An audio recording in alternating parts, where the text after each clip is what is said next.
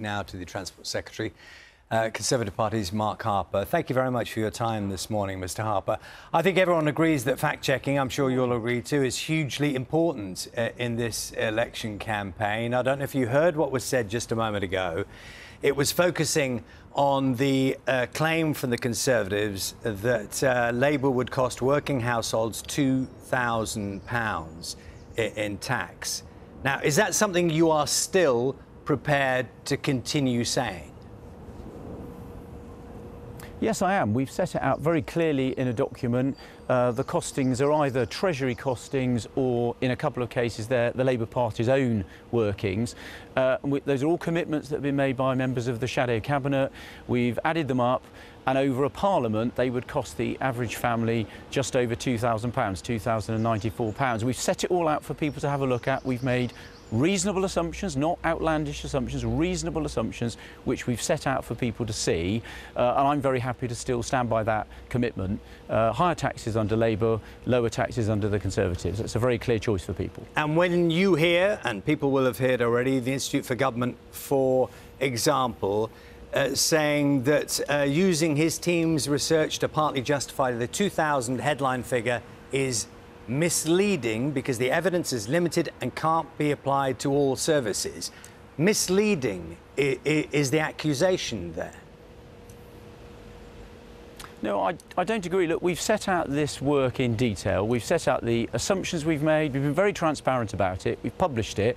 The costings done by the Treasury are on the Treasury's own website for people to go and have a look at, so people can see the work that's been done, the assumptions that have been made. I think they're very reasonable assumptions, and what they mean is that Labour would cost the average family at £2,000 over the Parliament, and I think that's a choice that is very clear for people. And I think, given the pressures people have faced with the cost of living, the last thing families need is that big tax bill from Labour. We, by contrast, have already cut national insurance on working families twice this year in a sustainable way, and we'll have more of that to come if there's a Conservative government re-elected. And I myself today have set out a Conservative government would not implement and would ban mayors from implementing road pricing, so more taxes on motorists. That's something we know the Mayor of London is working on. We know Labour's given itself powers in Wales to do road pricing or road taxes. We're ruling that out.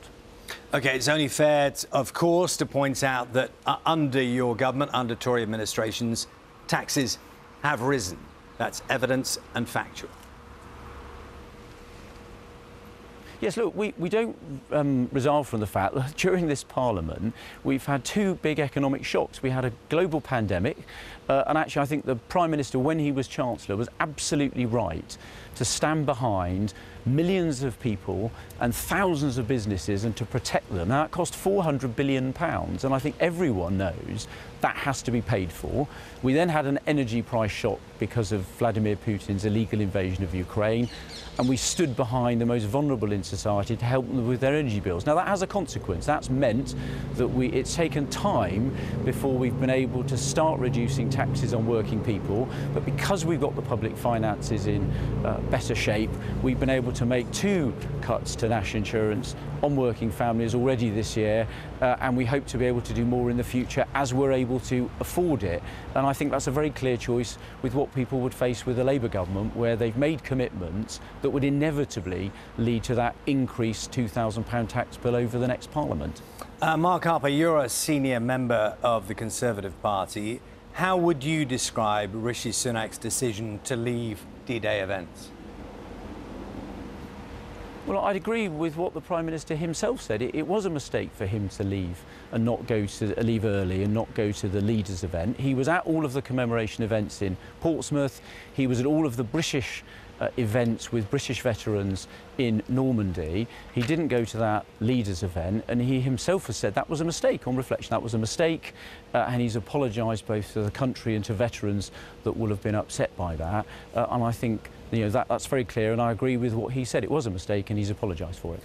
On reflection is an interesting word, isn't it? Because the decision was taken. He took a decision, and a lot of people are confounded by the notion that that ever could have been something you would have chosen to do in those circumstances when world leaders were carrying on with a number of events.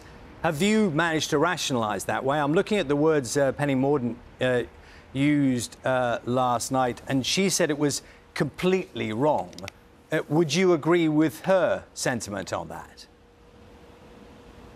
Well, look, I don't know what the detail was of putting the Prime Minister's schedule together, which, as he said, was done some time ago before the election campaign was called. But look, it was a mistake. Look, people make mistakes.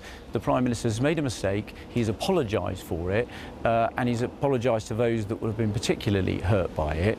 I would say, actually, looking at his record since he became Prime Minister, he actually cares about veterans hugely. That's why there's a cabinet minister specifically responsible for veterans, why we've put in place policies to strengthen the military covenant, why we've already announced measures to strengthen veterans' rights and put them into law. And I know the Prime Minister was very moved by the veterans that he met this week, both in Portsmouth and in Normandy, talking to them about their experiences and talking to them and their families. And I said his track record in government is supporting veterans. It's also worth saying our commitment to increase defence spending to 2.5% of the economy is about defending the country in the future in a very uncertain world. OK, Mr Harper, if I may, if I understand you... one of the best ways of honouring the past. Apologies. If I understand you correctly, you're saying that it was always the schedule that the Prime Minister would leave those events early, which almost makes it more confusing that that should have been a decision that was ever taken if it was planned that way. Well, he said the schedule was set for what he was going to attend some time ago. But look, he said very clearly it was a mistake. He said that in his announcement, but he's also been interviewed about it, and he's laid it out very clearly. It was a mistake. People make mistakes, and he's apologised for it. And I agree with the words that he set out in his remarks yesterday when he was interviewed about it. I know that your brief, of course, is linked to transport I mean, amongst other things, people look at potholes in the roads and they wonder what you've managed to achieve. I know it's one very small part of an enormous infrastructure, but where will your focus lie in terms of what you're presenting? Well, look, you've just laid out there a very clear choice for people. We've said the money that we're reallocating from the cancellation of the second phase of HS2, we've made a clear commitment to spend an extra £8.3 billion over the next 10 years on improving the quality of people's local roads. That's a transformational increase in the amount of spending on that. That's not something, again, that's been matched by the Labour Party. We're taking that HS2 money and putting a big chunk of it onto improving the quality of local roads. We know that's an issue, comes up on my doorsteps when I'm knocking on doors in my constituency, and for many people across the country, the quality of local roads is very important. We've made a clear commitment to increase the amount of spending to improve the quality of local roads. That's a clear choice for people at the election. I can ask you one last question, if I may. This is a very current issue.